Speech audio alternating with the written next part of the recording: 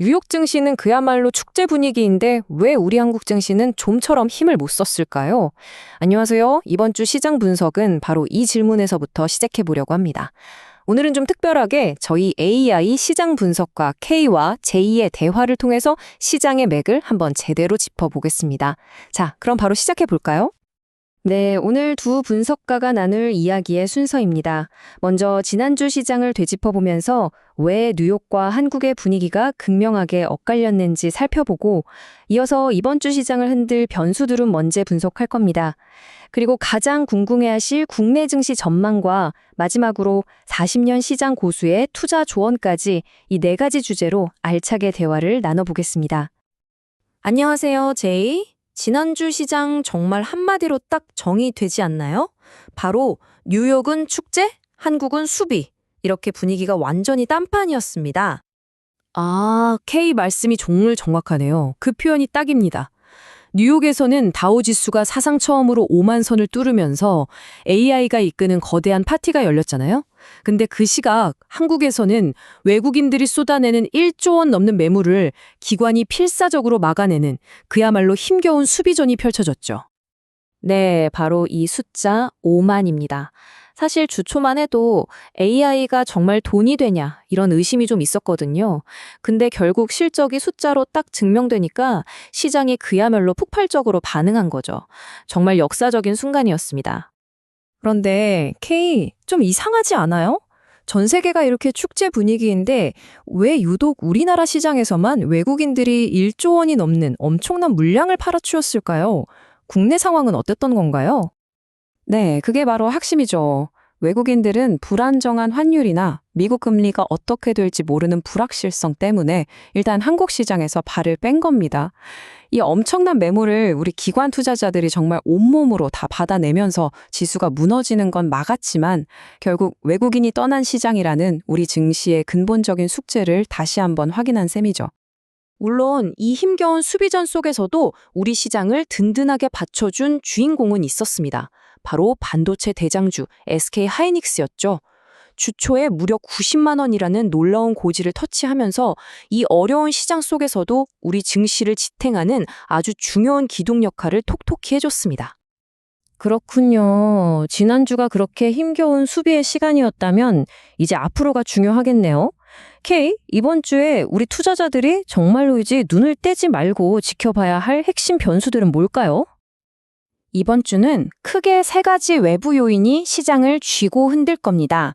바로 CPI라는 유령, 일본 총선이라는 와일드카드, 그리고 트럼프 관세라는 위협. 이 세 가지가 이번 주 시장의 방향키를 쥐고 있다고 보시면 됩니다. 이 중에서 뭐니 해도 가장 중요한 건 현재 시간 11일에 발표될 미국의 1월 소비자 물가 지수, 바로 CPI입니다. 이 숫자 하나에 다우 5만 시대라는 축제가 계속될지 아니면 아쉽게도 그냥 짧은 파티로 끝날지가 결정될 거예요. 만약에 물가가 예상보다 높게 나온다? 그럼 시장이 크게 한번 출렁일 수 있습니다. 두 번째 변수인 일본 총선도 흥미롭네요. 정치 이벤트가 어떻게 우리 주식시장에 직접적인 영향을 준다는 거죠, K? 네, 그건 바로 환율 때문입니다. 선거 결과에 따라서 엔화 가치가 크게 요동칠 수 있거든요. 만약 엔화 가치가 떨어진다, 즉 엔저 현상이 나타나면 우리랑 직접 경쟁하는 일본 자동차나 조선 기업들의 가격 경쟁력이 확 올라가겠죠. 이건 고스란히 우리 관련 기업 주가의 부담으로 작용할 수밖에 없습니다. 트럼프의 관세 위협도 비슷한 맥락에서 계속 주시해야 할 변수고요. 와, 정말 변수가 얽히고 설켜 있네요.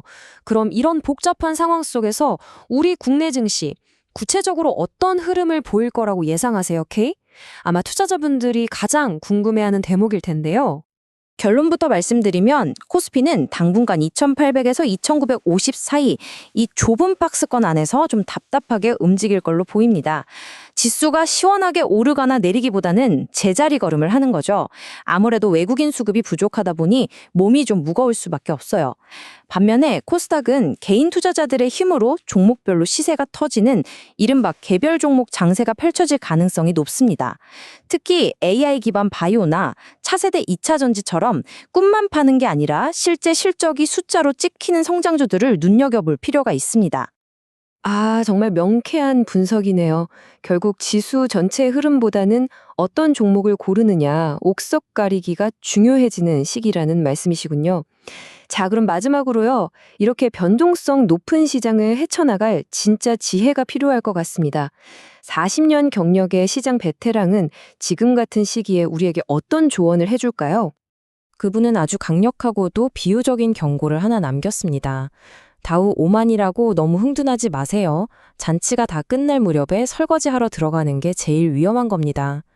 이 말은 결국 나만 소외되면 어떡하지 하는 그 포모 심리, 즉 시장의 과열 분위기에 휩쓸리는 걸 가장 경계해야 한다는 뜻이죠. 이 경고를 실제 투자 전략으로 풀어보면 딱 세 가지입니다. 첫째, 수익이 난 종목은 10에서 15% 정도 선에서 만족하고 이익을 실현하면서 방망이를 짧게 잡아야 합니다.